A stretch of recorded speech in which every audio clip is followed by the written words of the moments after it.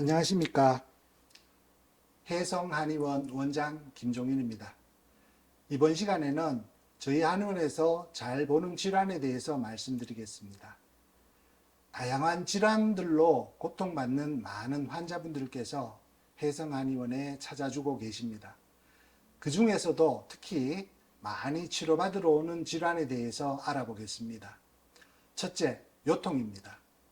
요통은 평생 동안 80% 이상의 사람들이 경험하고 허리 문제로 인해 병원에 찾아오는 증상이 5번째를 차지할 정도로 흔한 질환입니다.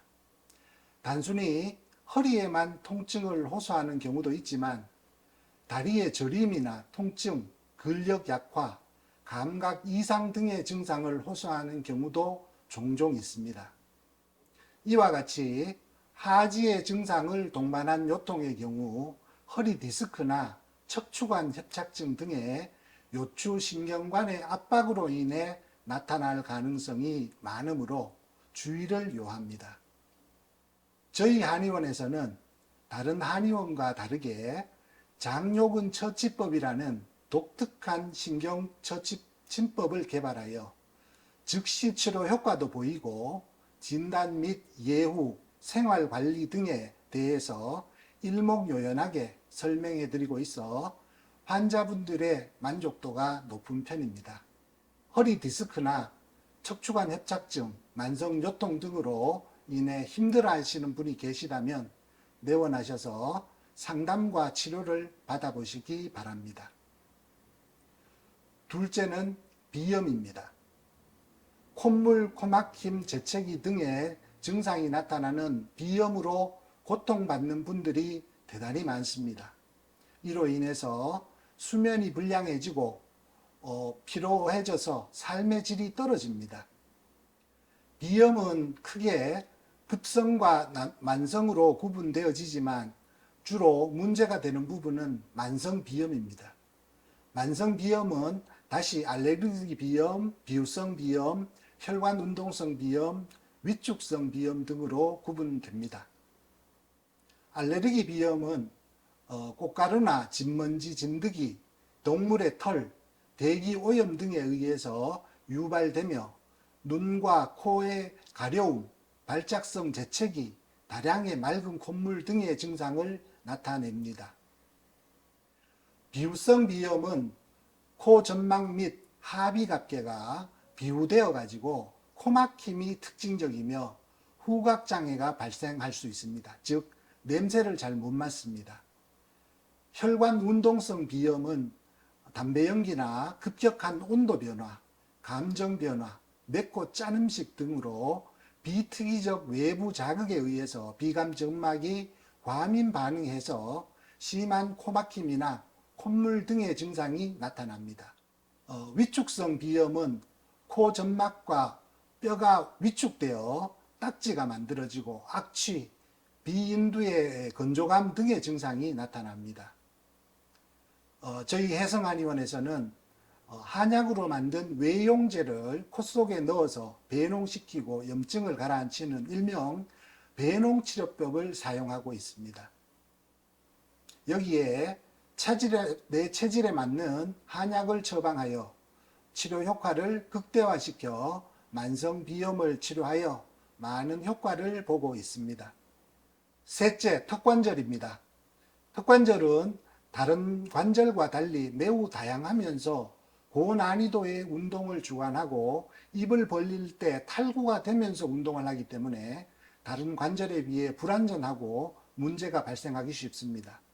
턱관절 주변으로 12개의 뇌신경 중에서 9개가 지나가고 턱관절의 불균형이 척추의 비대증을 유발하고 있어 턱관절의 문제가 다양한 신체적 증상을 일으킬 수 있습니다. 턱관절의 문제로 인해 발생할 수 있는 증상으로는 만성 피로, 뇌신경세포 손상 질환으로 기억력 감소, 두통 등의 증상, 목, 어깨, 허리의 통증과 같은 척추질환, 불안, 불면과 같은 신경정신과적인 증상, 비뇨생식기계 문제, 비염 등의 매우 다양한 문제가 발생할 수 있습니다. 따라서 턱관절 자체의 문제를 치료하지 않고 문제가 되는 증상들만 치료한다면 다시 재발할 가능성이 있어 턱관절의 문제와 같이 치료하는 것이 중요합니다. 혜성한의원에서는 턱관절 장애를 침술뿐만 아니라 TBA와 YBA라고 하는 턱관절 교정 장치와 추나 치료를 통해서 치료를 하고 있습니다. 턱관절의 문제와 더불어 다양한 신체적 불편함을 가지신 분들은 내원하셔서 상담과 치료를 받아보시기 바랍니다. 네 번째는 구안화사입니다. 눈과 코, 입 등 얼굴의 근육들이 마비가 되어 한쪽으로 비뚤어지는 것을 구안화사 혹은 안면신경마비라고 합니다. 보통 구안화사가 오면 사람들은 중풍 등 뇌혈관 질환이 온 것이 아닌지 걱정하시는 분들이 대단히 많습니다. 하지만 중추성 안면신경마비, 즉 중풍은 한쪽 얼굴, 눈 아래 부위가 마비가 오기 때문에 이마에 주름이 잡히고 눈을 감는데 불편함을 느끼는 경우가 거의 없습니다. 또한 한쪽 팔다리에 불편한 증상이 나타나는 것이 일반적입니다. 반면에 말초성 안면신경마비는 한쪽 얼굴 전체에 마비가 일어나 이마에 주름이 잡히지 않고 눈을 감기 어렵습니다. 임상에서는 말초성 안면신경마비, 즉 벨마비가 제일 많이 발생하고 있습니다.